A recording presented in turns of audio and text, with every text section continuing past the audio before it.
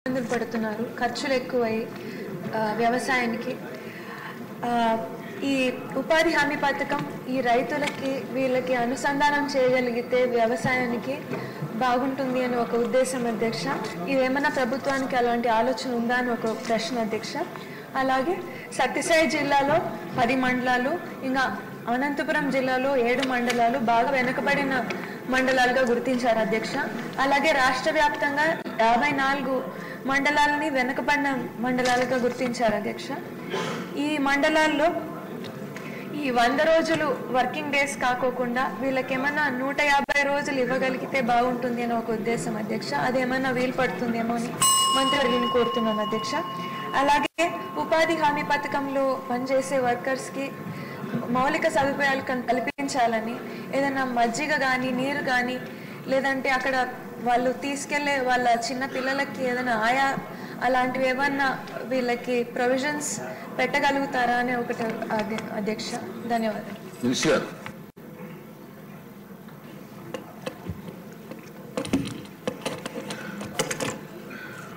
ఇది ఈ జాతీయ ఉపాధి హామీ పథకం.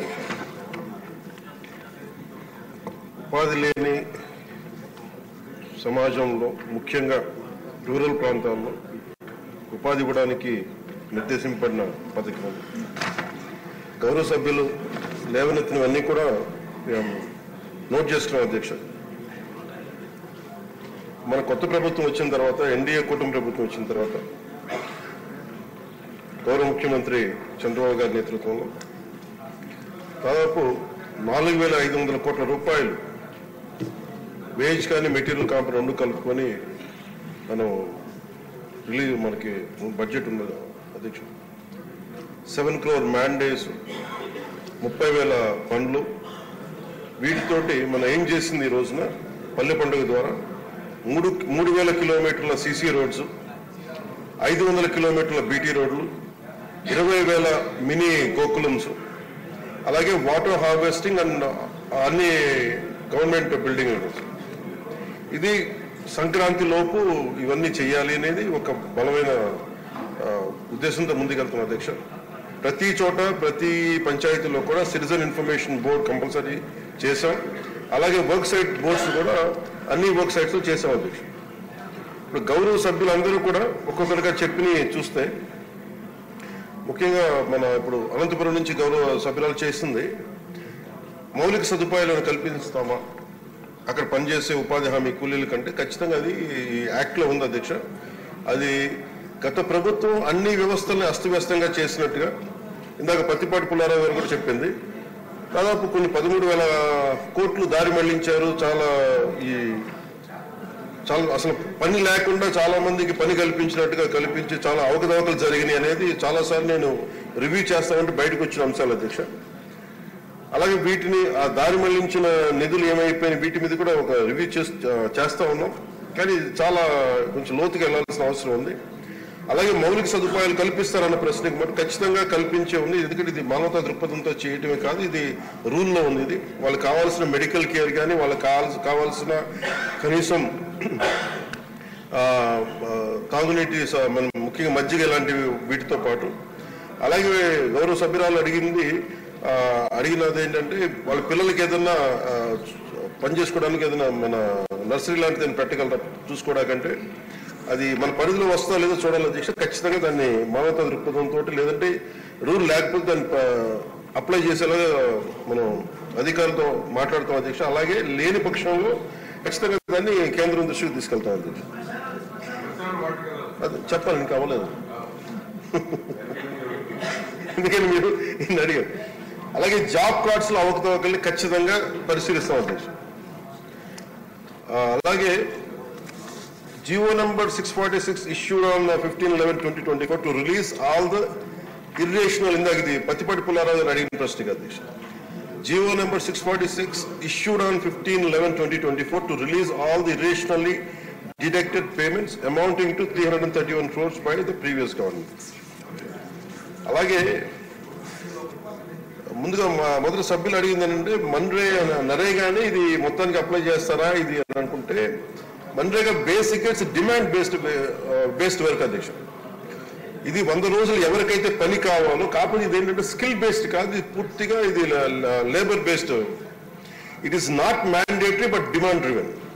సో ఎవరైతే 100 రోజులు మాకు పని కావాలి అని వాళ్ళకి హక్కు అయితే అది 15 రోజులు ఇవ్వలేకపోతే వాళ్ళకి మన కాంపెన్సేషన్ కూడా పే చేయాలి. అలాగే ఇంకొక ప్రశ్నకు అధ్యక్షుడు సపోర్టింగ్, ఇప్పుడు మనకి వ్యవసాయ ఆధారిత పనులకు కూడా దీని అనుసంధానం చేస్తారా అంటే వీఆర్ సపోర్ట్, ఇది supporting agriculture and allied activities is a priority for NREGA. జాతీయ ఉపాధి హామీ పథకానికి ఖచ్చితంగా దీన్ని అనుసంధానం చేయాలనేది కూడా మా ఉద్దేశం. దాని ప్రకారం ముందుకు తీసుకెళ్తాం అధ్యక్షుడు. అలాగే గుర్రపు డెక్క ఇలాంటివన్నీ కూడా desilting of Pond's and canals ఇవన్నీ చేయగలమా లేదంటే ఇది as per MNREGA rules it can be done. అది ఖచ్చితంగా దాన్ని మీరు గౌరవ ఎమ్మెల్యేలు ఎవరైనా సరే, సభ్యులు ఎవరైనా సరే పంచాయతీ అధికారుల దృష్టికి తీసుకెళ్తే ఖచ్చితంగా దాన్ని ప్రయారిటైజ్ చేసి దాన్ని తీసుకెళ్తాం అధ్యక్షుడు. అలాగే డిస్ట్రిక్ట్ ఎలా యూనిట్ చేయాలి అంటే district as unit is decided by the government of India, not by the government of Andhra Pradesh. అలాగే ఇంకొక ప్రశ్న అయితే 1.49 lakh job cards already completed for 100 days of employment. 5.85 lakh wage seekers working on work sites today. It will further increase in coming days. Gravel roads also can be taken as per the demand addition. ఇవన్నీ ఉన్నాయి అధ్యక్ష. ఇవన్నీ కాకుండా గతంలో మనం లోకేష్ గారు ఉన్నప్పుడు పత్తిపాటి పుల్లారావు గారు చెప్తే 22 శాఖలతో అనుసంధానం జరిగింది. ఈ ప్రభుత్వం వచ్చాక దీన్ని కొంచెం అవకతవక చాలా అస్తవ్యస్తంగా చేశారనేది. ఖచ్చితంగా more greater coordination is needed with all the departments. We will completely look into it. Will look into the issues.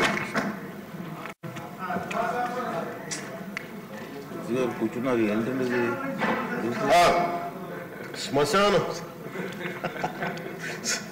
శ్మశానం అనేది ఎవరి మీద మాది హిందూ శ్మశాన వాటికి కావచ్చు, ముస్లిం కావచ్చు, క్రిస్టియన్ వాటికి కావచ్చు. ఖచ్చితంగా ఇది నేను కూడా పర్సనల్గా తీసుకున్నాను.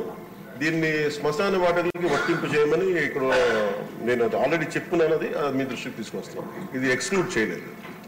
అలాగే కాంపౌండ్ వాల్స్ కూడా ముఖ్యంగా అడిగింది నిన్న గౌరవ సభ్యులు చాలా మంది దృష్టికి తీసుకొచ్చారు. కాంపౌండ్ వాల్స్ స్కూల్స్ని ఎలా కాపాడుతామో కాంపౌండ్ వాల్స్తో కట్టి, అలాగే శ్మశాన వాటికల్ని కాంపౌండ్ వాల్ కట్టమని కూడా చెప్తాను. డెఫినెట్లీ దీన్ని ఎగ్జామిన్ చేసి దాన్ని ముందుకు తీసుకెళ్తాం. క్వశ్చన్ నెంబర్ 71 అండి, దేవాదాయ శాఖ మంత్రి గారు. ప్లీజ్ టైం ఎలక్షన్ కూడా